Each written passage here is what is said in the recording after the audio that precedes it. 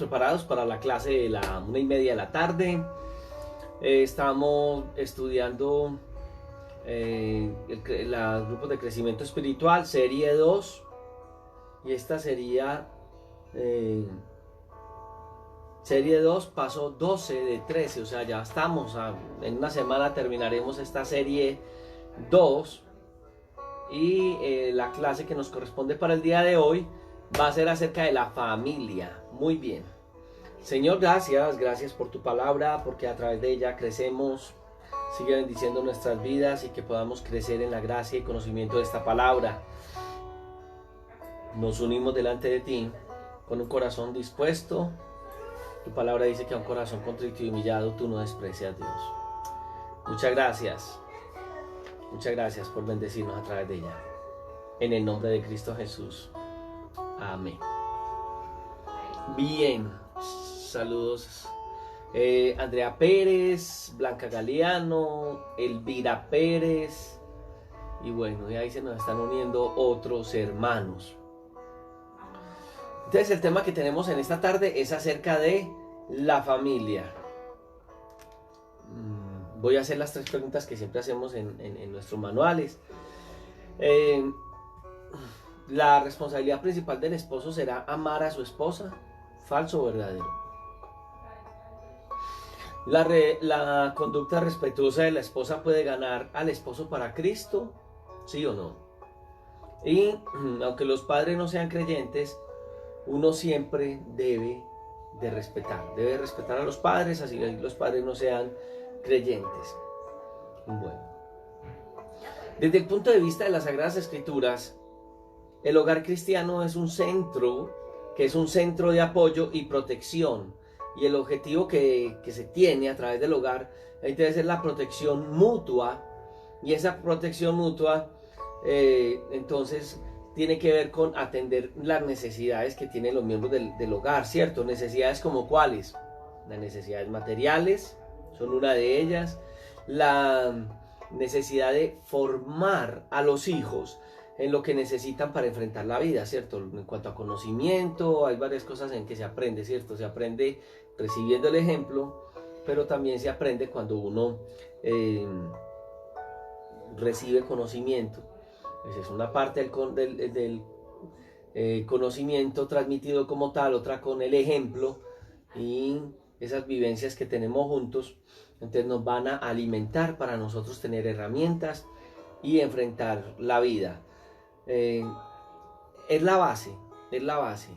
Hay algo que nosotros vamos a entender a través de la fe cristiana, y es que el centro de nuestras vidas tiene que ir basado en Cristo Jesús, ¿cierto? Él es el que debe reinar en nuestros hogares, y fuera de eso el hogar se convierte entonces en un lugar donde Dios va a controlar, nos va a guiar. Es un lugar donde es nuestro refugio, y también donde se convierte en el campo donde se libran batallas, ¿cierto? Y hay momentos donde hay situaciones de frustración, y todas estas cosas se nos van a dar. Son cosas que han de suceder. Muy bien. Nosotros debemos conocer cómo Dios, que es el que establece la familia, ve la familia. Entonces, para mirar esa parte de cómo Dios constituye la familia y cómo Dios ve la familia y para qué Dios la constituye, tendríamos que ir a las Sagradas Escrituras. Y qué bendición que tenemos este precioso manual que nos indica, que nos orienta, que nos lleva, que nos guía en todo este proceso. Entonces yo te invito para que abras tus Sagradas Escrituras en el libro de Génesis, en el capítulo 2, versículo 18. Génesis capítulo 2, verso 18. Muy bien. Lo tenemos. En esta parte vamos a mirar cuando Dios coloca una mujer para Abraham, crea una mujer para Abraham. Entonces dice, el verso 18, dijo Jehová Dios, no es bueno que el hombre esté solo, le haré una ayuda idónea. No es bueno que el hombre esté solo, le haré una ayuda idónea. Muy bien. ¿Quién fue el que colocó la esposa para Adán? La colocó Dios. Entonces, la idea de tener un hogar es de Dios. Escucha uno en el argot popular que se dice, es que el matrimonio es un mal necesario. No, el matrimonio no es mal y no es un mal necesario. El matrimonio es un estado en que nosotros estamos constituido por Dios. En el corazón de Dios estaba el constituir el matrimonio. Lástima que muchas personas no entienden el principio divino del matrimonio. Es más, escucha uno cosas raras, ¿cierto? Va a escuchar usted hombres y mujeres decir, hombre, ¿para qué me caso si conozco parejas que cuando se casaron, ahí fue cuando empezaron a vivir mal? Déjeme decirle, a la luz de las Sagradas Escrituras, que hay un grave error en lo que se está apreciando ahí. ¿Por qué? Porque el matrimonio fue constituido por Dios. Y si una persona dice que al casarse afectaría su matrimonio, pues su relación, porque hay gente que vive en unión libre y dicen en el momento que nos casemos la embarramos, en el momento que nos casemos empezamos a vivir mal. A la luz de la Biblia, en el momento en que nos casamos, en que empezamos a vivir bien, porque tenemos la bendición de Dios sobre nuestro matrimonio. Dios bendice el matrimonio de Adán y Eva, y la bendición hacia el matrimonio debe de ser fructífera en cualquiera de nuestras vidas. El concepto que la Biblia da para Eva es de ayuda idónea. El concepto idóneo también es adecuado. Entonces, Eva era la ayuda adecuada dentro de la relación matrimonial. Tanto el hombre como la mujer en un hogar van a ser las ayudas adecuadas para complementarse y para apoyarse mutuamente. Dos personas unidas, como lo vemos en las Sagradas Escrituras, es mejor que dos personas separadas.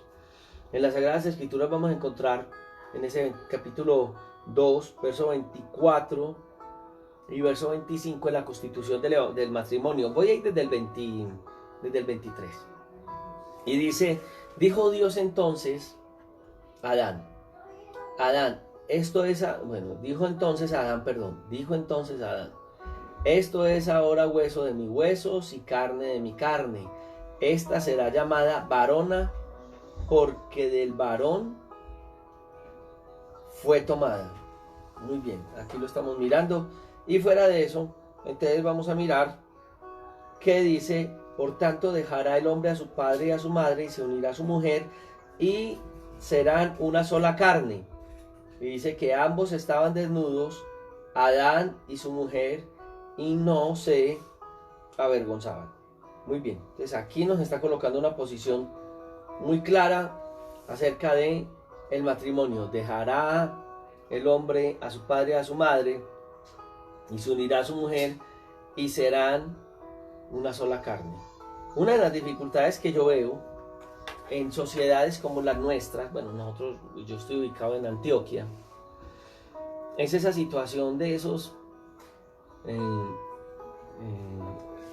establecimientos de hogares. Por ejemplo, en la cultura muy paisa, uno nota que cuando los hijos van a casarse, algunas familias adoptan ya los dos padres tienen cierta edad, entonces los hijos consiguen a sus compañeras o mujeres o compañeros y empiezan a vivir en alcobas en la casa. Entonces ya la casa se vuelve como un inquilinato, ¿cierto? En una alcoba viven, y si no hay una buena relación con los suegros, pues ahí mismo está el fogón. Y el viejo es el que va a laborar para sostener el hogar de todos, y el mercado es para todos, y los hijos no se hacen responsables ni de servicios públicos ni de nada. Entonces hay una constitución de un mal establecimiento del hogar, porque los hijos nunca van a ver la necesidad de ser responsables en las necesidades que van a adquirir con sus familias, ¿cierto? Entonces es un mal formato en cuanto a la familia, el establecimiento de la familia. Bíblicamente, los hijos abandonan pues dejan ya de estar bajo el abrigo de sus padres y constituyen sus propios hogares. Ese es el principio bíblico. He notado también en la cultura santanderiana algo diferente. No es que sea siempre, pero es una generalidad.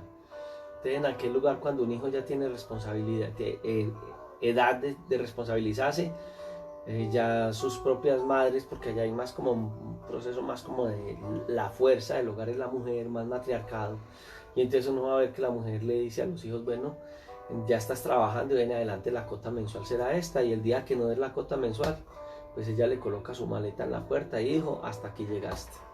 Eso lo noté en una generalidad, en otra cultura de Santander.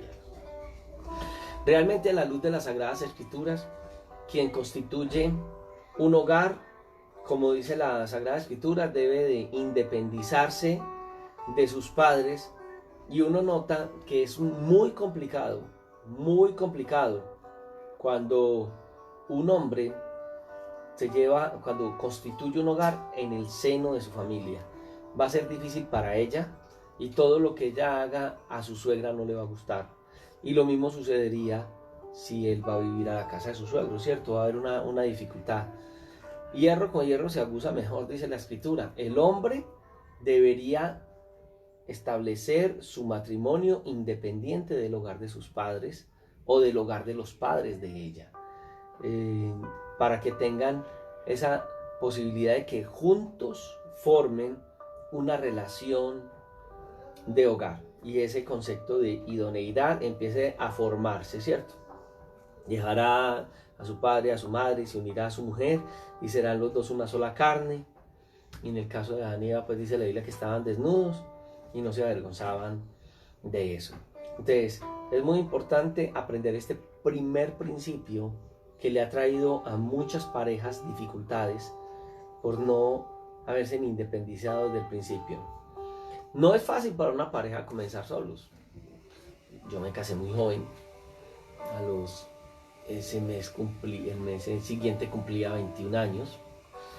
Y fui muy joven en el momento en que me casé. Y cuando me casé dije, Dios mío, ¿yo qué hice? Yo ya trabajaba y conseguimos un apartamentico, teníamos módicamente unos muebles, no teníamos mucha cosa. Han pasado ya ya han pasado 30 años y algo, y nunca he visto que Dios nos haya fallado. Y una de las cosas que aprendimos es juntos establecer un hogar, y Dios se glorificó y se ha glorificado a través de los años, y hemos desarrollado nuestras vidas, nuestros hijos, y bueno, es la bendición de Dios.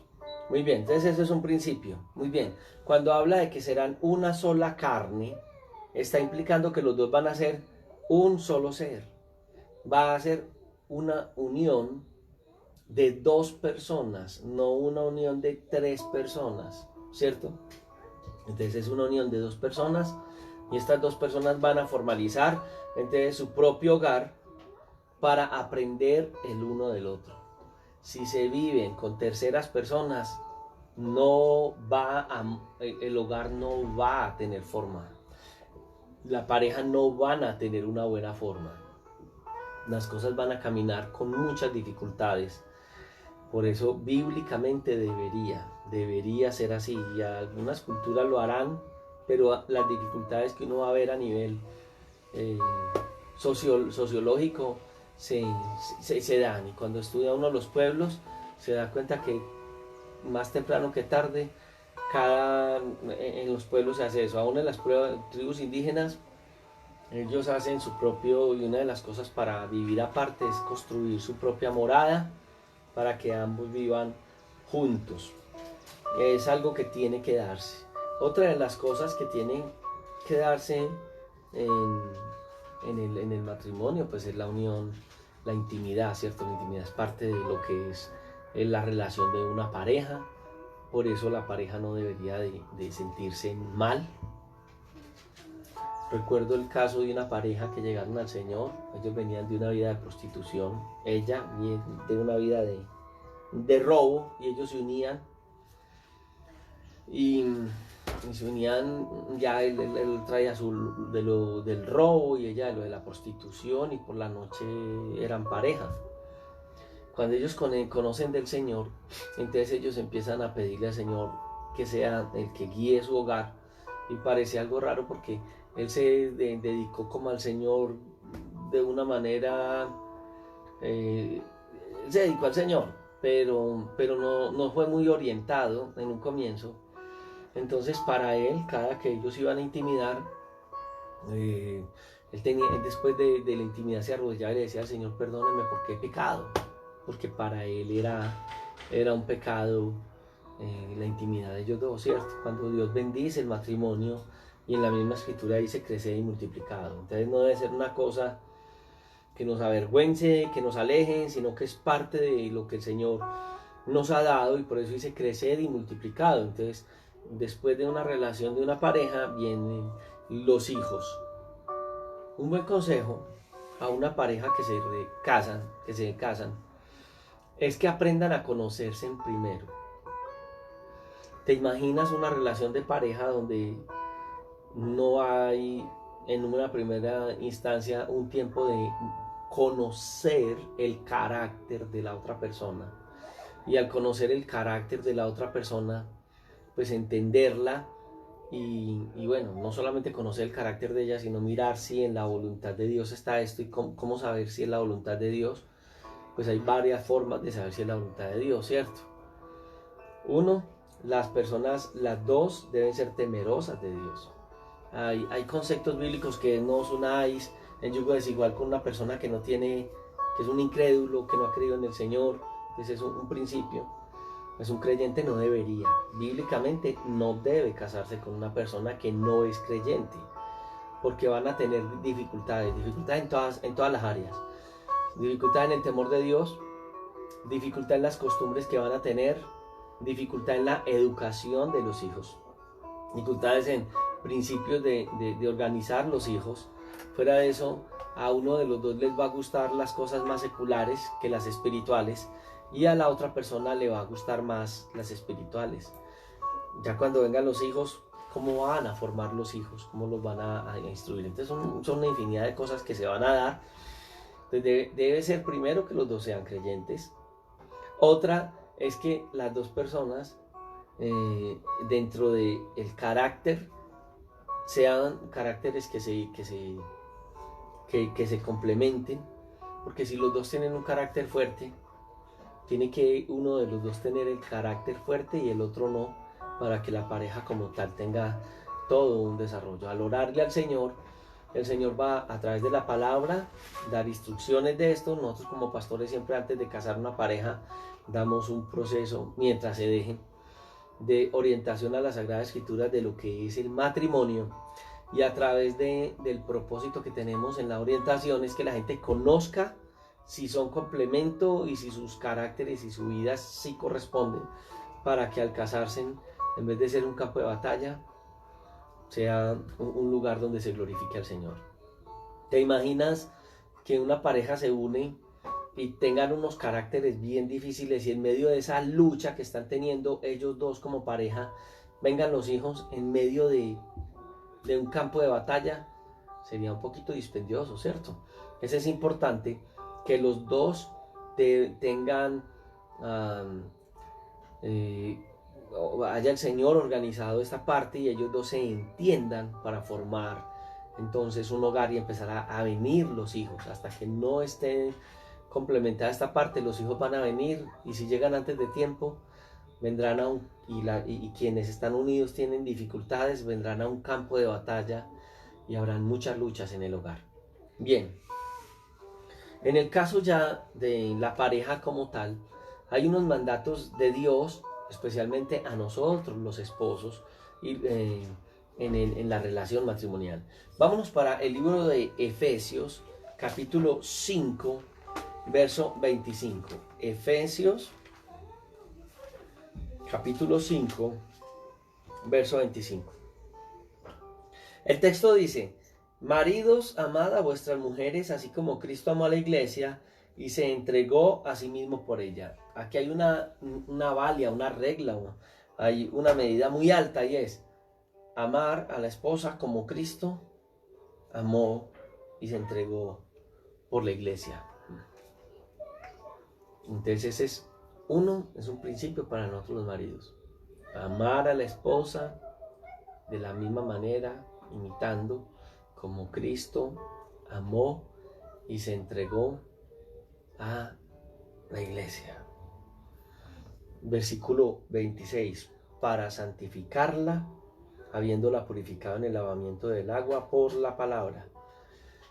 Aquí está hablando sencillamente que Cristo, a través de la palabra, ha ganado a la iglesia y ha transformado a la iglesia a través de los principios de la palabra. En el caso del hombre, el hombre ha de ser ejemplo y ha de guiar a su esposa a través de los principios de la palabra de Dios. Porque en nosotros los hombres está el santificar a nuestras esposas. La relación es una relación donde Dios se manifiesta y Dios se glorifica en la medida que nosotros entregamos nuestras vidas a la palabra y ministramos esa palabra a nuestras esposas, a fin de presentársela a sí mismo, en el caso de Cristo, una iglesia gloriosa que no tiene mancha ni arruga ni cosa semejante, sino que fuese santa y sin mancha. Aquí nos está hablando de que nosotros tenemos la responsabilidad de formar el carácter de la mujer. Les he contado a ustedes que yo venía de un hogar con muchas crisis. Mi padre era un hombre de campo, de pueblo. Mi madre también. Mi madre tuvo formación académica. Mi padre por cuestiones de labores. Mi padre toda la vida fue oficial de construcción. Ya después se vino a Medellín muy joven y desarrolló su vida en ventas y en negocios. Y ya se metió en negocios y ventas. Pero esa gran brecha que había entre los dos, toda la vida se notó. Fue muy fuerte, fue muy fuerte. Y fue una situación bien difícil, porque fue una situación donde él dedica su vida al alcohol, mi mamá a su trabajo y su enseñanza. Mi padre era un hombre alcohólico y mi mamá era una mujer amargada por el alcoholismo de mi papá. Y gracias al Señor llegó el evangelio a la casa, porque nuestro hogar, en ese momento, nuestro hogar era el infierno, literalmente. Era una pelea de dos bandos, que era el bando de mi padre y el bando de mi madre. ¡Qué locura! Se cuenta en la historia que había un policía patrullando una de las calles de uno de los barrios de la ciudad y se encuentra con un muchachito difícil, un rostro fuerte, y entonces le dice el policía: oye, ¿y tú dónde está tu casa? ¿Dónde estás? ¿Dónde vives? Y él dijo: yo vivo en el infierno. ¿En el infierno? En el infierno. ¿Cómo así? No, ¿dónde vives? En el infierno. ¿Y cómo se llama tu papá? Satanás. ¿Satanás? Tan raro. ¿Y tu mamá? Demonia. Demonia. Esto está espeluznante ya. ¿Y tienes hermanos? Sí, ¿cómo no? ¿Y cómo? ¿Y tus hermanos qué? ¿Cómo se llaman? Demonios. Demonios. Bueno, vamos a dar una vueltecita. Entonces el policía se llevó el niño a caminar por el barrio y llegaron a una cuadra donde había una locura. Eso peleaban, sonaban cosas, era un escándalo terrible. Y entonces ella le gritaba a él y le decía: ven a este Satanás. Él le decía: ven a esta diabla. Y los pelados gritando que no, que ven a estos demonios. Y el muchachito todo contento: llegué a mi casa. Un hogar sin los principios de Dios. Un infierno. No tenía... El niño no se alejaba de la realidad. Era la realidad que estaba viviendo esta familia. Un hogar sin que Cristo esté en el centro de él. Hay problemas serios. Grandes problemas. Colosenses, 2 libros más acá, más hacia atrás, ahí mismo, capítulo 3, verso 19, donde el libro de Colosenses va a hablarnos, el tema central del libro de Colosenses es la preeminencia de Cristo. Y en este capítulo 3 nos va a hablar de la vida cristiana, la vida cristiana que es abundante en nosotros los creyentes. La primera parte va a hablar acerca de la unión nuestra con Cristo, en los primeros 3 versos, 4 versos. De ahí en adelante va a hablar de la vida cristiana, Y en un segundo aspecto vamos a encontrar las relaciones familiares del cristiano. Y en el capítulo 3, verso 19 va a decir: maridos, amad a vuestras mujeres y no seáis ásperos con ellas. Ese es el principio que enseña la Sagrada Escritura frente a nuestra actitud con las esposas. Mi responsabilidad como marido en el hogar. Primera de Pedro, en el capítulo 3, directamente ese capítulo 3,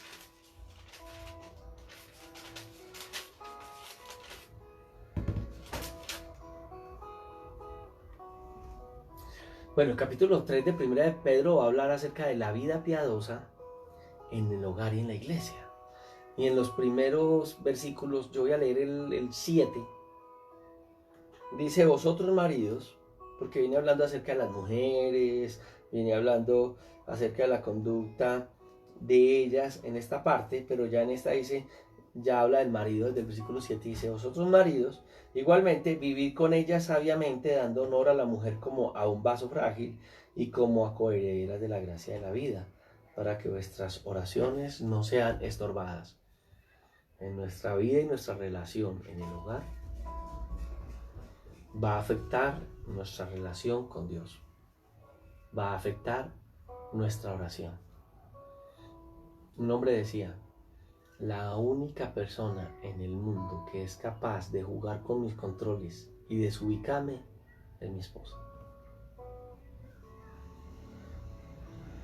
En algo tendrá razón, ¿cierto?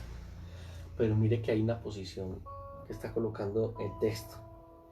Es que hay que vivir con la esposa dando honor a la mujer como vaso frágil y como a coherederas de la gracia de Dios. Tremenda esta posición que coloca la Sagrada Escritura frente a eso.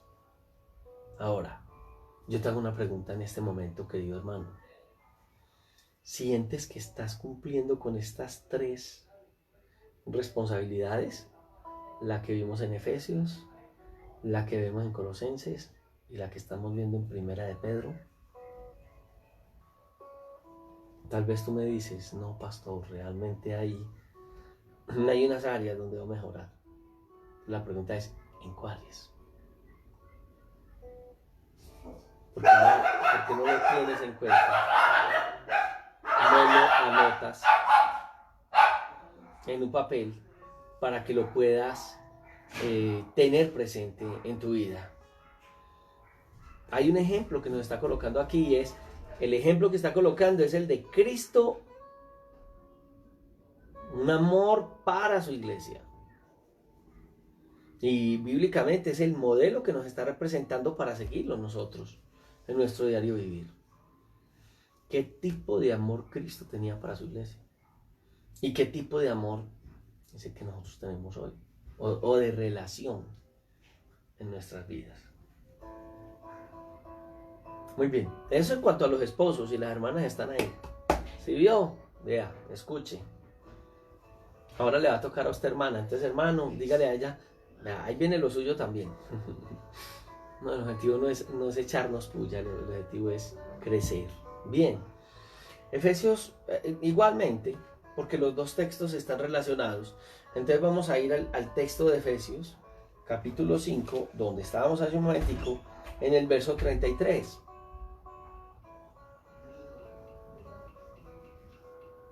Y dice: por lo demás, cada uno de vosotros ame también a su esposa, a su mujer, como a sí mismo. Ame a su mujer como a sí mismo. Y la mujer respete a su marido. Qué tremendo. Cuando se pierde el respeto en una pareja, es terrible. Y la Escritura está diciendo: hay que respetar. Claro, los dos debemos respetar. Venga. Porque entonces ahí estás diciéndole tú a él: ¿sí ve? Aprenda a respetarme para que yo lo respete. Aquí no está diciendo la Biblia que espere que la respeten para respetar. Ni a mí tampoco me lo está diciendo como hombre, ¿cierto? Está hablando de respetar. Entonces, en cada uno debe haber respeto. Que el otro no me lo da. Pero tú amas al Señor, sí, amas a tu esposo, sí, entonces respétalo. Qué tremendo es esto, ¿no? Muy bien. Y en 1 de Pedro 3, verso 1 y 2, acabamos de ver para el hombre verso 7, realmente del 1 al 6 está hablando directamente a las mujeres. Pero dice, asimismo ustedes mujeres, están sujetas a vuestros maridos para que también los que no creen a la palabra sean ganados sin palabras por la conducta de sus esposas. Si tu esposo es inconverso, estás llamada a tener una gran carga de amor por tu esposo. Entonces dice, vosotras mujeres, estad sujetas a vuestros maridos, para que también los que no creen a la palabra sean ganados sin palabras por la conducta de sus esposas. Y el verso 2 dice, considerando vuestra conducta casta y respetuosa. Tremenda la posición que nos coloca a uno y al otro, para que la relación conyugal sea una relación fuerte y estable, ¿cierto? Ahora, eso en cuanto a esposos y esposas. ¿Qué tal lo que el Señor va a exigirnos a nosotros como padres y como madres frente a nuestra actitud? Efesios capítulo 6, el verso 4. Efesios 6, 4. Y vosotros padres, madres y padres, no provoquéis a ira a vuestros hijos, sino criarlos en disciplina y amonestación del Señor. Es importante aprender a administrar la disciplina, porque lastimosamente hay dos formas que hemos visto, los dos extremos, hay muchos, pero hay dos extremos en disciplina. El primer extremo es un extremo psicorrígido, que es una persona que nada de lo que sus hijos hacen está bien. Entonces siempre le falta 5 centavos al peso frente a las demandas que como padre estamos colocando. Error. Y la otra es una actitud totalmente complaciente, que los niños hacen lo que quieren, brincan, saltan sobre las camas, desbaratan, y no hay papá, no hay mamá. Eso parece un manicomio. Pues uno, un psicorrígido, y lo otro, un lugar donde no hay nada de disciplina. Nada de disciplina. Dos posiciones. El psicorrígido es factible que sus hijos se mantengan con rabia. Y en el otro, nunca hay disciplina. Nunca hay responsabilidades que cumplir. Va uno a un supermercado y el niño está con sus papás, el niño manipulador que no ha sido formado. Entonces la mamá o el papá son, si se maneja mal, ya sabe. Y el niño, que ya sabe. Y hasta grita, que ya. Dos opciones. La primera, coger al niño y golpearlo y hacerle daño y hacerlo con rabia. O la otra posición, que es, ya le dije que maneje bien, y el niño se burla. Y papá, los niños van a llegar a un punto en la disciplina donde pueden pasar. Ellos siempre quieren pasar el extremo. Entonces, el golpearlos y hacerles daño físicamente no es la posición bíblica. La otra posición de que hagan lo que quieran tampoco es la posición bíblica. Es de disciplina con amor, pero una disciplina. Y si tú dices, te voy a disciplinar, lo vas a disciplinar. No puedes ni agredirlo físicamente, ni dejar que haga lo que quiera. La posición correcta es una disciplina estable.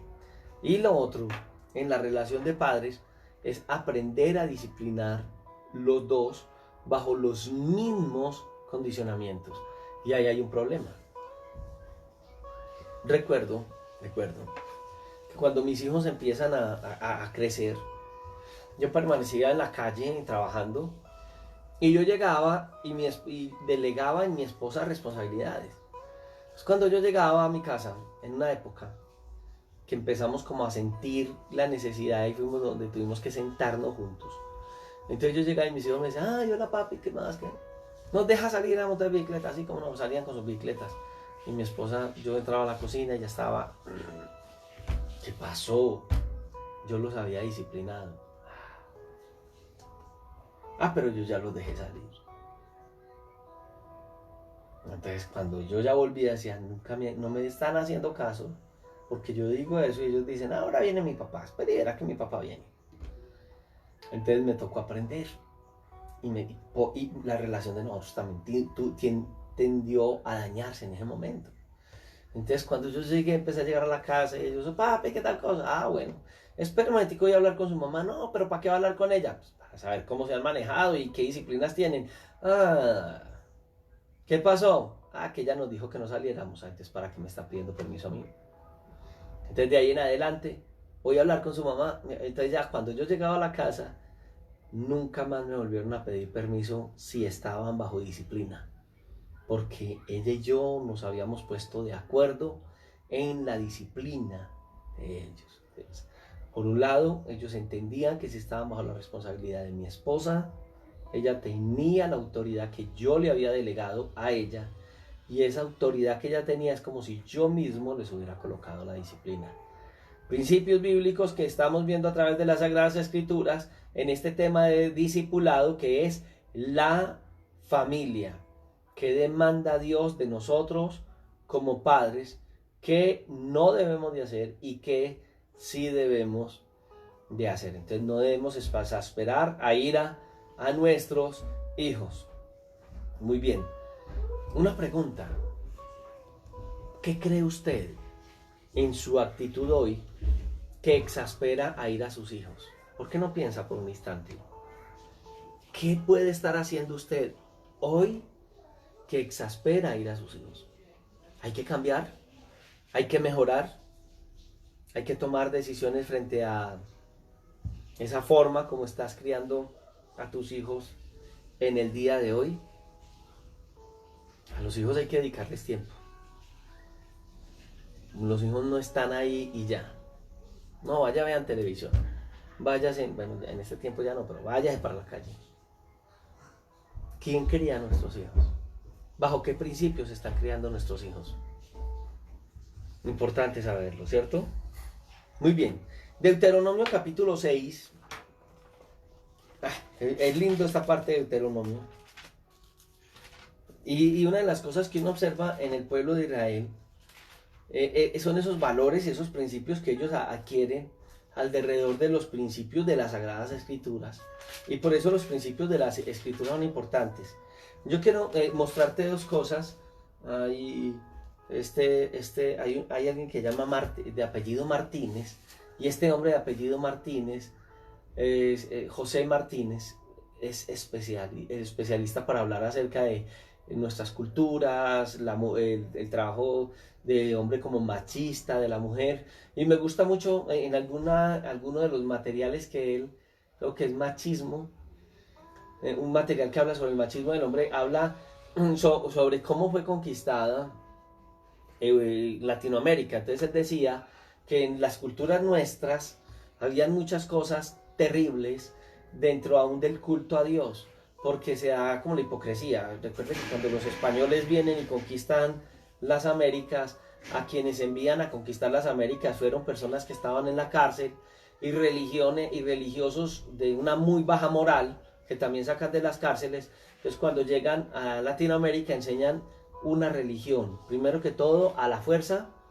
y segundo hipócrita, porque ellos mismos tenían unas costumbres terribles, tenían a sus esposas, por ejemplo los europeos, sus esposas allá, y los religiosos y todo toleraban que ellos aquí tuvieran relación con las indias de Latinoamérica, y traían una supuesta religión. Entonces era una religión de mentiras, que abrían las escrituras, hablaban de las escrituras, pero había una hipocresía. Latinoamérica crece bajo ese modelo religioso. Norteamérica es conquistada desde Inglaterra, y quienes conquistan, los primeros que llegan a Norteamérica, son familias. No vienen los hombres solos, teniendo un hogar allá, estableciendo otro y después trayendo sus mujeres, y eso es una locura, sino que en ese sentido vienen familias completas europeas y traen principios en las Sagradas Escrituras. Es más, establecen en las mismas formas de construir las capillas. Las capillas son construidas y ellas hacen el papel de todo. Hacen el papel de colegio, hacen el papel de local para la reunión de todo lo que es la iglesia, la gente reunida como iglesia. Entonces era el colegio, tenía una figura como lo hacían los judíos en las sinagogas, de enseñar en las sinagogas y la gente aprendía a leer y a escribir, y fuera de eso se convertía como en el lugar donde se hablaban de las cosas, de como una acción comunal. Entonces ese era el lugar de la iglesia ocupaba ese lugar y todos los problemas, todas las situaciones, todo alrededor. Entonces uno empieza a mirar en la cultura norteamericana en ese momento un desarrollo donde en medio de las dificultades, porque los seres humanos seguirán siendo seres humanos, pero la constitución política, mamá de todas las constituciones políticas en ese momento, muy transparente, muy abierta para Dios como constitución, se constituye la constitución política de los Estados Unidos.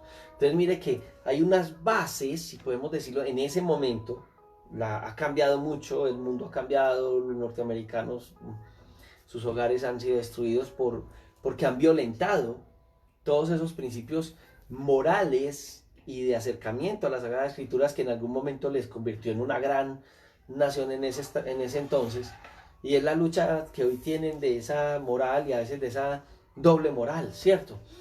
Entonces uno mira en la constitución de una sociedad y de otra sociedad y las grandes fisuras que vemos en nuestra sociedad, una sociedad muy hipócrita, ¿cierto? Duro, difícil, pero es como nuestros pueblos han creado una apariencia de puertas para afuera, pero de puertas para adentro, un infierno, y una sociedad donde de una u otra manera en un momento determinado se trabajaron valores y principios en medio de las fisuras que tiene el ser humano, pero dos sociedades totalmente diferentes, la parte económica, la parte social, y la parte económica y social de nuestros pueblos y la forma como los gobernantes explotaron, dañaron, robaron y todo frente a una sociedad que ha cambiado con el tiempo, pero que sus bases y sus principios en algún momento para nosotros han sido como visuales, ese buen ejemplo. El pueblo de Israel tenía unas características similares de orientar en base a principios. Ya les hablé cómo la sinagoga se convertía en un lugar donde la gente aprendía, donde la gente crecía y donde tenía principios de vida, en el caso del pueblo de Israel. Uno mira dentro de la esencia de la ley, lo que se le llaman los grandes mandamientos, y el gran mandamiento que Dios da al pueblo de Israel, que dice que esos mandamientos son estatutos perpetuos, decretos que Dios le había dado al pueblo de Israel. Y por allá en el verso 6 y 7 del capítulo 6 de Deuteronomio está diciendo: y estas palabras que yo te mando hoy, estarán sobre vuestro corazón, y las repetirás a tus hijos y hablarás de ellas estando en tu casa, andando por el camino, al acostarte y cuando te levantes. Un continuo orientar. Claro, esto tenía que ir no solamente en conocimiento, sino en acciones, para que los hijos vieran el testimonio de hacerlo. Una sociedad tiene que entender que los niños son parte fundamental de ella para que la sociedad pueda criar bien a los niños. Hemos notado en nuestras sociedades latinoamericanas que los niños no han ocupado o no venían ocupando algo tan importante, colegios, escuelas, etcétera, pero realmente con sociedades sin mucha formación en esa área. Es más, las iglesias cristianas teníamos ese concepto, algunas lo tienen todavía, de que los niños de la iglesia son como el estorbito de la iglesia. Entonces que tengamos los niños a un lado, que estén los niños ahí, pero no nos damos cuenta de que esa formación que le damos a los niños de la iglesia, nuestros niños van a ser el futuro de la nación, y por qué no decirlo también el futuro de nuestras congregaciones. Y durante muchos años se descuidó a nuestros niños, y nuestros niños llegaban a la preadolescencia, adolescencia, y los perdíamos. Últimamente ha habido algo más que hay que tener mucho cuidado, porque he visto que hay escuelas dominicales donde los niños se predican a sí mismos y no son formados como ese formato. Entonces es una escuela dominical donde niños hablan cualquier cosa. Hay que formar los niños, y tiene que haber un grupo de maestros que les enseñen la Biblia en base no a historietas, a cuentos, sino, y uno a veces piensa, no, es que el cuento estamos en el cuento de Moisés, estamos contando, sí, y este cuento es así. ¿Cuál cuento? Son situaciones que se vivieron y que son de principios de vida. Entonces hay que tener mucho cuidado. Uno con ese modelo antiguo, otro con un nuevo modelo donde los niños todo lo hacen. Y entonces, ¿quién va a formar en los niños los principios?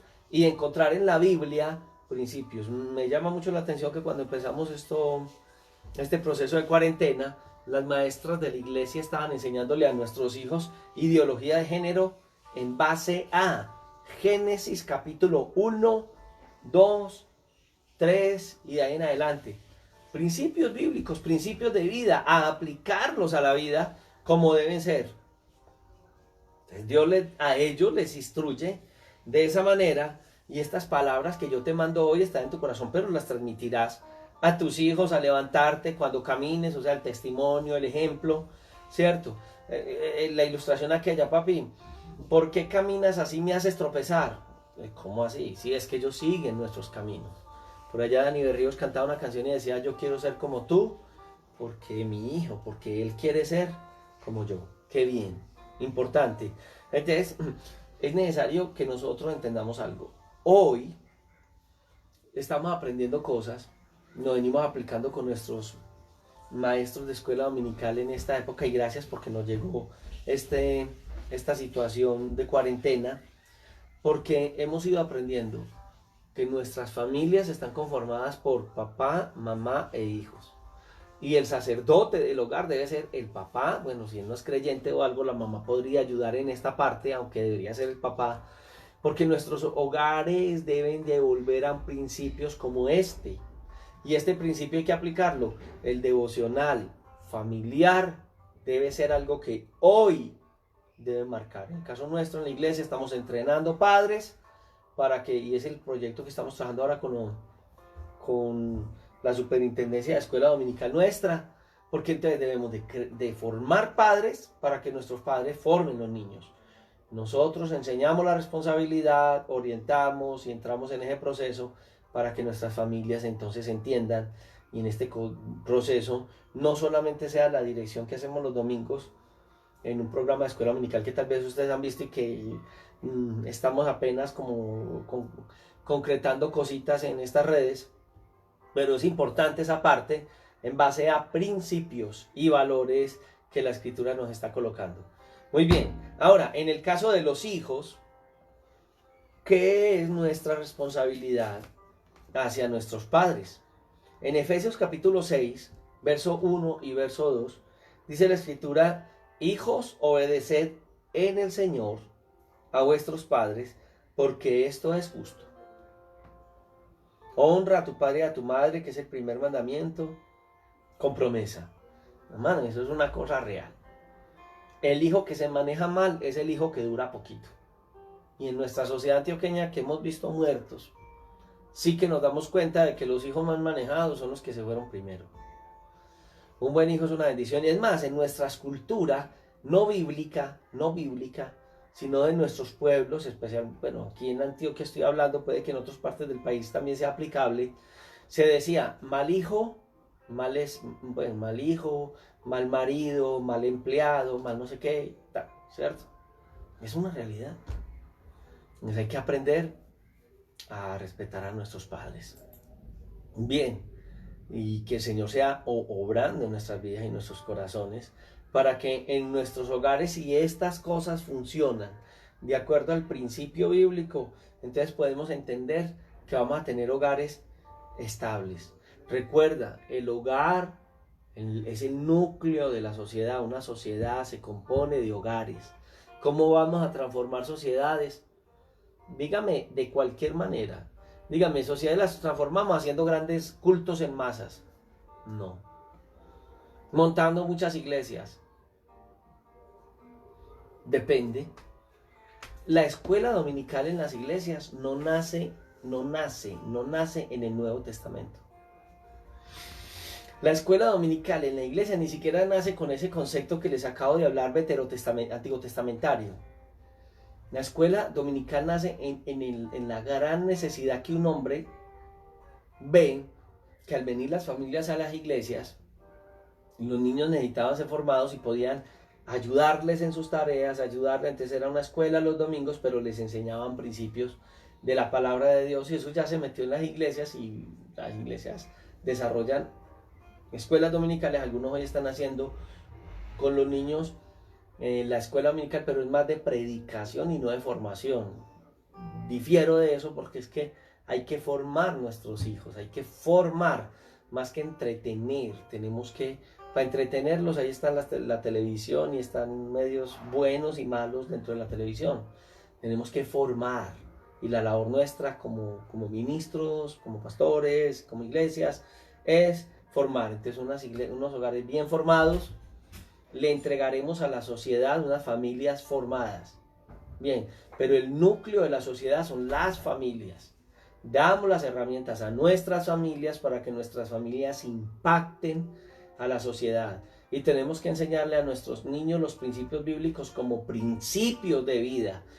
La doctrina debe ser formada como principio de vida inquebrantable, para que levantemos hombres y mujeres de principio a la sociedad. Estamos entregándole a la sociedad familias, porque las familias son las que transforman la sociedad. Familias transformadas darán a nuestra sociedad herramientas necesarias, y entre más veamos como iglesia esta parte, podremos nosotros decir que el mundo será transformado, porque la gente ha encontrado principios. Hoy en día no hay principios. Hay una frase que me gusta mucho, y la volvimos como muy célebre en la iglesia, y es: si no hay principio, no hay fin. Si no hay principios, no se levantan, sino los principios son como las columnas. La doctrina en la iglesia hay que darla. Mucha gente ignora la doctrina. A veces yo le pregunto a alguien que llega de otra iglesia, a veces me llegan líderes: pastor, yo soy líder, yo predico, yo enseño, yo hago. Por ahí me llegaron unos y me decían: ya hicimos 3 escuelas de liderazgo. ¡Upa! Ah, no, estos están listos. Están más preparados que un cumis. Eso está bien. Bueno, y enseñando doctrina bíblica, estamos hablando de las doctrinas de la salvación. Salvación, regeneración, adopción, bueno, todos estos 12 aspectos de la salvación. Y cuando escuchaban decían: ¿y qué es eso? ¿Y eso con qué se come? ¿Cómo así? ¿Usted no sabe qué es la regeneración? Bueno, el nuevo nacimiento. ¿Ah? Pues el nuevo nacimiento, que... Ah, sí, claro, el nuevo nacimiento. Yo acepté a Cristo como mi Salvador. Yo pasé al frente y dije: te recibo como mi Señor y Salvador, y ya fui nueva criatura. No, hacer una oración de fe que la inventaron en los años 60, eso no está ni en la Biblia. La oración de fe no está en la Biblia, no. Jesús nunca llevó a nadie a hacer la oración de fe, ni el apóstol Pablo, ni el apóstol Pedro. Era un reconocer, porque se hablaba del pecado, de la necesidad de ser regenerados de una vida de pecado. Y cuando yo reconozco mi pecado y vengo al Señor, no es que alguien me diga: repita esta oración y ya. Es un convencimiento de una necesidad, y de que necesito a Cristo, y que le ruego a Él que entre a mi vida y me transforme. Él lo quiere hacer, Él está anhelando, pero yo tengo que gemir, clamar y pedir que Dios sea orando para que se geste la regeneración. He sido adoptado, la doctrina de la adopción. Hay que entender cada uno de estos aspectos de la salvación para poder que pueda entender, conocer y tener las herramientas necesarias en la fe. Ah, no, pastor, vuélvanos a la doctrina. No tenemos doctrina. Bases de la fe que necesitamos tener ahí firmes para poder entender el qué y el por qué de la vida cristiana. Muy bien. Muy bien. Entonces, ¿qué necesitamos hacer? La iglesia, y quiero que usted entienda esto, la iglesia no es la familia. No es la familia. Somos en Dios hay una familiaridad. La Biblia habla de principios de amor, ¿cierto? Está el amor fileo, entre hermanos, el amor de Dios, que es el amor ágape, que nos ha de invadir para nosotros, y por eso entre hermandad hay un amor más grande. Pero mi familia es mi familia. Y he entendido 2 cosas raras. He entendido que a veces cuando la gente llegamos a la iglesia, lo primero que nos dicen es: su familia no es su familia. Los familia inconversa suya no es su familia. Y uno nota que las familias de la iglesia se alejan de sus papás, mamás, tíos, sobrinos. Por Dios, yo tengo que acercarme a mi familia, amo, yo pertenezco a una familia. Tengo que amar a esa familia y ganarla para Cristo, no me puedo separar de ella. Algo diferente sería que mi familia me rechace por causa de Cristo y yo amándola y orando por ella, pues vengo y tal vez vivo en la casa de una familia cristiana que me alberga y todo, pero no son mi familia, vengo de una familia. Debo de orar por ellos, ganarlos para el Señor. Amén. Y mi familia no es la iglesia, aunque en la iglesia hay una fraternidad de amor y hay un amor de Dios con propósito en nosotros. No tenemos que entender todos estos principios que nosotros estamos teniendo. Frases que uno escucha que es que más que una iglesia, una familia. Más que una iglesia, una familia. Estos pobres no saben ni dónde están. Más que una familia, la iglesia. Porque la iglesia somos el cuerpo de Cristo. La familia a veces se fragmenta, ¿cierto? Pero aún así, siendo la iglesia más que la familia, algo fuerte y grande, nosotros tenemos que sentir amor por nuestra familia. Si sentimos amor por el mundo que no son de nuestra sangre, ¿cómo no vamos a tener amor? Venimos de algún lugar, todos tenemos. Si tú no sabes de dónde vienes, si tú no conoces tu pasado, ¿cómo enfrentarás el futuro? Hay que lograrlo, amén. Entonces a mi familia hay que amarla. Ama a tu familia. Recuerda que Cristo murió por todos nosotros y tu familia es algo especial para ti. Gana a tu familia para el reino de los cielos.